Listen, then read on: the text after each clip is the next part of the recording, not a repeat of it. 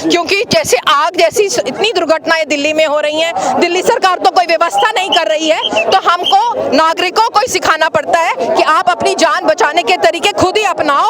अगर ऐसी केस में भी वहाँ रेत की बाल्टियां होती, आग बुझ जाती, या उन लड़कों को बाहर भी निकलना आता कि वो झुक के निकल पाते और अपनी जान बचा पाते, और इसलिए धुएं से यूं ना मरते। हमारा एनजीओ है, हम 12.5 साल से लोगों को जान बचाने की ट्रेनिंग देते हैं। Delhi police, Mumbai police, UP police को ट्रेन किया, होटलों को ट्रेन करते हैं, और साथ ही बस्तियों के लोगों को, उनके जीवन में बहुत खतरे हैं, जान बचाने की सुविधाएं नहीं हैं। हमारे दिल्ली में तो कम से कम अभी आग लगी है ना, हम इतने दुखी हैं, इतने 43 लोग जवान लड़के ऐसे मर गए है ना, कोई उनके लिए इंतजाम नहीं, कुछ नहीं। एम्बुलेंस, वो क्या मैं कह रही हूँ, फायर ब्रिगेड तक नहीं घुस पा रहा था, ना ही वहाँ कोई जान बचाने का इंतजाम था। इतनी सस्ती जाने नहीं है हमारी, प्रभु हमें रक्षा करो। हमने इसलिए लोगों को खुद ही जागृत करना शुरू किया। एम्बुलेंस चलाई जा रही है डॉक्टर साहब की तरफ से, 3 एम्बुलेंस 24/7 चलाई जा रही है फ्री, जो हमारे नई दिल्ली क्षेत्र के अंदर में लगातार सहायता कर रही है। अपने लोगों को बांट के गलत बातें सिखाओगे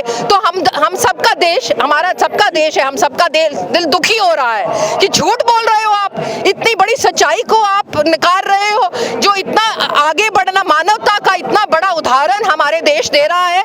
हमारे पूरे देश, पूरे विदेश, क्या पूरी दुनिया में हमारी तारीफ होनी चाहिए, और आप ये उल्टा काम कर रहे हो, है ना, हमारे देश की इज्जत को खराब कर रहे हो आप। हम आपसे विनती करते हैं, ऐसा मत करिए। हमारे देश को कितने सालों बाद मौका मिला है आगे बढ़ने का, उसको पीछे मत करिए। सवाल ये भी है कि केजरीवाल जिस तरीके से चुनाव आते हैं या फिर कोई मुद्दा आता है तो उनका मुफलर बनना शुरू हो जाता है, खांसी आनी शुरू होती है, लेकिन अब कह रहे हैं कि 67 से ज्यादा सीटें इस बार वो जीतेंगे, 67 से ज्यादा। केजरीवाल कह रहे हैं 67 बार इस बार। अरे सरकार बनाओ तो कम से कम भला तो करो लोगों का, जान रहेगी तो जहान है, जान ही नहीं है, लोगों की कोई व्यवस्था ही नहीं है। केजरीवाल उस तरफ देखता ही नहीं है, क्योंकि लोग हमारे भोले हैं, वो जानते नहीं है कि उनके लिए कोई व्यवस्था नहीं। आज भी कितनी दुर्घटनाएं होती हैं, कुछ नहीं, कोई बस मुआवजा देने पहुंच जाते हो। पता है जिस औरत का बेटा जवान मरता है, वो जिएगी उस पैसे से, वो उदास हो जाएगी जिंदगी भर के लिए, डिप्रेशनों में चली जाती हैं। और आप सोच रहे हो बस ऐसे खुश कर दोगे, वोट लेने के लिए यही सभी करता रह गया था।